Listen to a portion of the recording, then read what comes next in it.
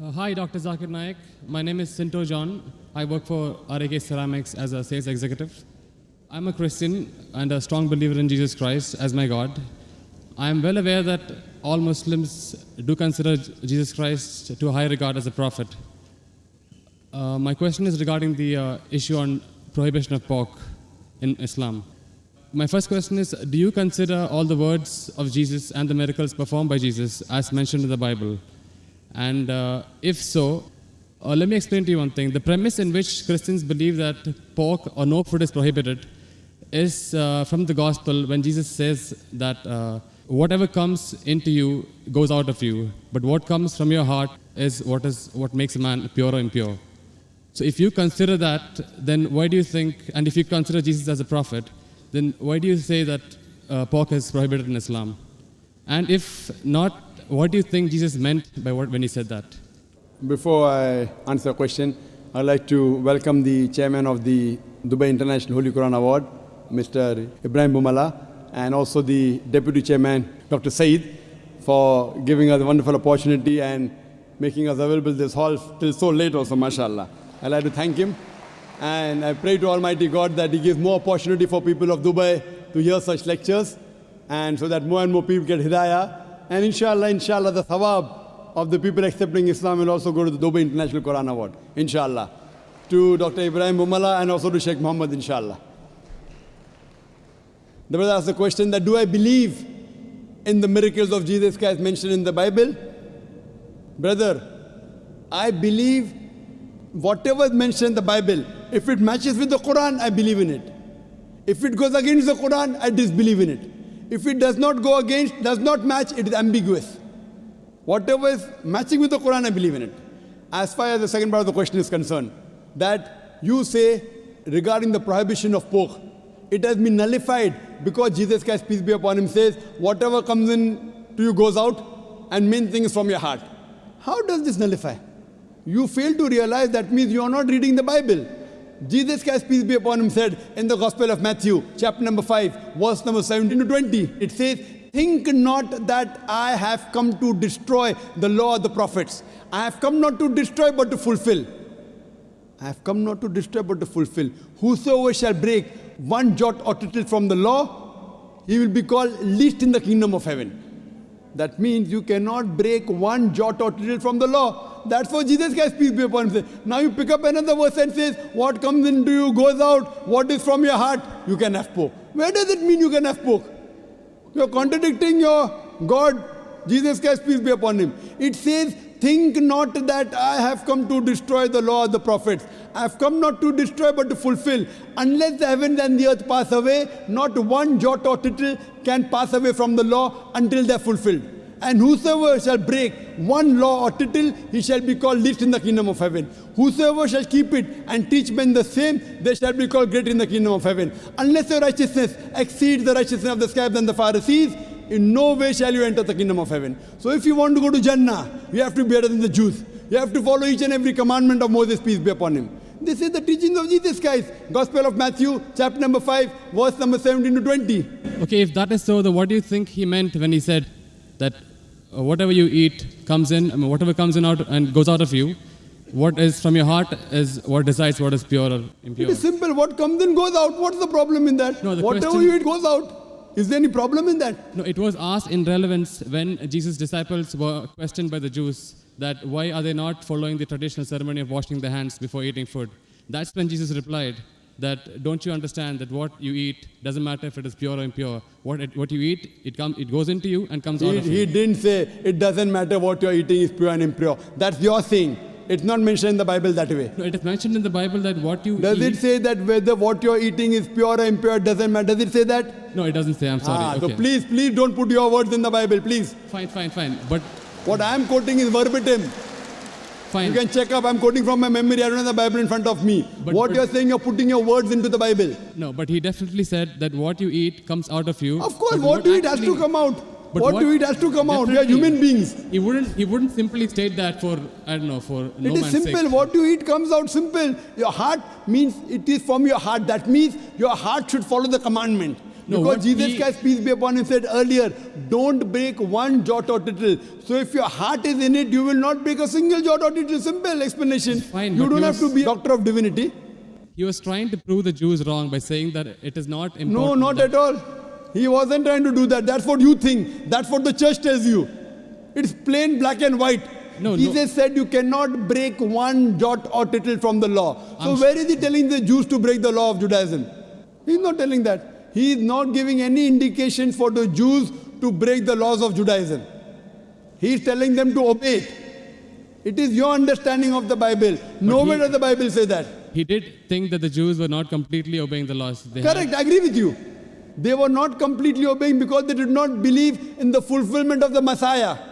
Because the Jewish scripture says there's a Messiah to come. We Muslims, we believe in it. The Jews don't believe. So he was trying to explain to them, I am the Messiah. But that doesn't mean he was trying to break the laws of the Jews. He was trying to fulfill. Think not that I have come to destroy the law of the prophets. I have come not to destroy but to fulfill. Simple.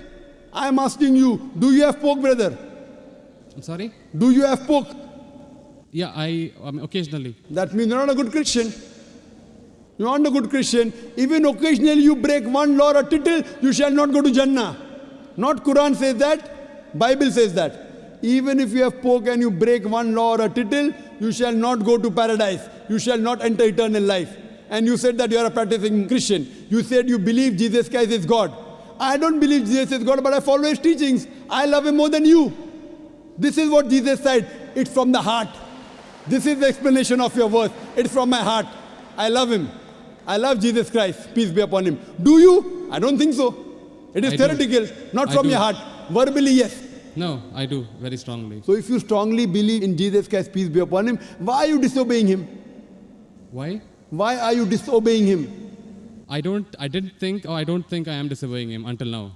But I'm quoting you from the Bible, Gospel of Matthew chapter 5 verse 17. Think not I have come to destroy the Okay. law of the prophets. And Okay. I've given you quotation from Leviticus chapter 11 verse 7 to 8, Deuteronomy chapter 14 verse number 8, book of Isaiah chapter 65 verse number 2 to 5. References. Okay, if that's the case, in the Old Testament it is said that an eye for an eye, a tooth for a tooth. But what does Jesus Christ say? If somebody slaps you, show him the other side. Now isn't that like a defying of the law? No, Isn't it's that not a correction? defined. I will give you. What you're quoting is references from the Gospel of Matthew chapter number 5 verse number 38. Okay. I will give the quotation. I don't want the quotation, I want the answer for my question. But first I'll give the quotation reference, then I'll give the answer. Na? Fine, fine. I always give with proof. You believe without proof, you can do that. I am a man of proof. With references from your scripture. Okay. Gospel of Matthew chapter number 5 verse number 38. It has been said of the old times that an eye for an eye and tooth for a tooth. But I say unto you, whosoever takes a shirt, give him the cloak. Whoever walks with you 1 mile, walk with him twain. Whosoever offers you one cheek, offer him the other. That's it. It doesn't mean that he's going against it. But He's is showing there- it has been said of the old times. But those two laws don't correspond. They are totally different. They're totally against each other. But those things, what Jesus Christ, peace be upon him, said, it's trying to get remedy. People misunderstood. They misunderstood the law. An eye for an eye and tooth for a tooth means there should be justice. That doesn't mean someone by mistake, a child is playing cricket and if the ball hits the eye, that doesn't mean you break his eye. People misunderstood the message. He was correcting it. Same way how you misunderstood the message that Jesus said have pork. Where did he say have pork? It means that people misunderstood. They are following the law by the letter, not by the spirit. What you have to realize that it means that if by mistake someone is playing cricket and suppose the ball hits the eye, that doesn't mean that you have to take the eye of the boy. So you have to follow the law in the spirit. And you have to see the meaning of it. That's important. That's what Jesus Christ, peace be upon him, tried to explain. I'm asking the question, will you follow Jesus Christ, peace be upon him, law today? If someone slaps you on one cheek, will you offer the other? There are many people waiting in the queue. Will you do that? I'm sorry? There are many people waiting in the queue. Okay. Will you follow Jesus' law? If someone slaps you, will you offer the other? No, but that is wrong then. According to me, it is wrong. According to you, it is correct, na? You believe Jesus Christ is your God, peace be upon him. Yes. If someone slaps you, will you offer the other? So you can come on the stage here. We'll have many people slapping you. I didn't understand actually. It's not clear. That verse of the Bible also says someone slaps you on one cheek, offer the other. Yeah. Do you believe in that law? I do, yes. So if someone slaps you, will you offer the other cheek? Exactly. If I don't, that means I'm disobeying his laws. That's it. Okay, suppose if I tell that from today, everyone will come and hit you on the cheek. Maybe once or twice you'll offer. Will you offer always? Well, that depends on my depth of the faith. I mean, if I'm really strong believer, then I would definitely offer. Is any Christian worth the name born today who will keep on offering his cheek? I have not met anyone. Do you agree that 30,000 people here, 30,000 slaps, will you take? But believe me, there are really true believers who would. I am asking you, will you? Leave us others, will you? I don't know. That means not a believer. That's I what don't we know is the realize it question. is. I don't know is the Therefore, what answer. we realize that every prophet came and for remedy. Today, Muhammad Sallallahu Alaihi Wasallam has come and he said, depending upon the situation, if it is by mistake, an eye for an eye, tooth for a tooth is wrong. If it is required, sometimes you can offer your cheek, but not always. If you offer the cheek, where is justice? If that way someone kills you, you allow them to kill again. Is this justice? It's not justice at all. Depending upon the situation, you have to keep on changing. Therefore, I say that I believe in the teachings of Jesus Christ, peace be upon him, which match with the Quran. If it doesn't match with the Quran, what I say, it's an interpolation, it's a concoction, it's a fabrication. Because everything written in the Bible is not the word of God. According to scholars of Christianity, they say there are many interpolations in the Bible, there are many concoctions, there are many fabrications. According to Christian journals, they say there are 50,000 errors in the Bible. How many? 50,000. So therefore, I don't consider Bible to be the word of God. There are many unscientific things mentioned in the Bible. If you read the book of Genesis, I can give a lecture only on the contradictions, on unscientific things. I don't consider word of God. Do you consider Bible to be the word of God? Yes. Okay. Now, do in the book of Genesis, chapter number 1, Yes.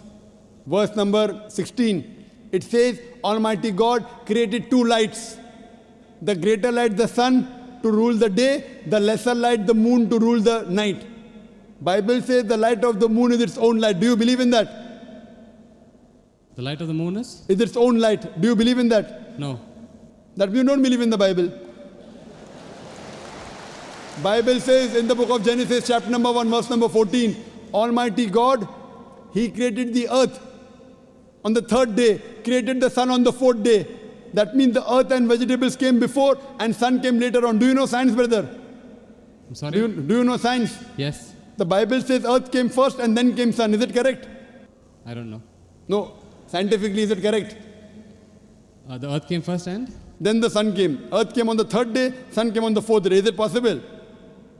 We know the sun is the parent body in the solar system. All the planets that revolve around the sun, they are the bodies from the sun. You know the Big Bang? Yes.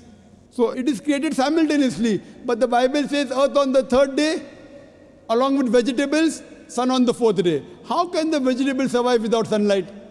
Is it possible? If God can make it that way, why not? But do you believe in that? See, what God can do, but will God do something which is wrong? Illogical thing God will do. See, reasoning with God, I don't think it is in our scope. It is beyond our scope. It is not in your scope, but in the scope of human beings like me. God has to be logical. You can't be illogical. Then if you say illogical, then you believe every monkey, any stone, any tree is God. But what What our brothers in India do. Everything is God for them.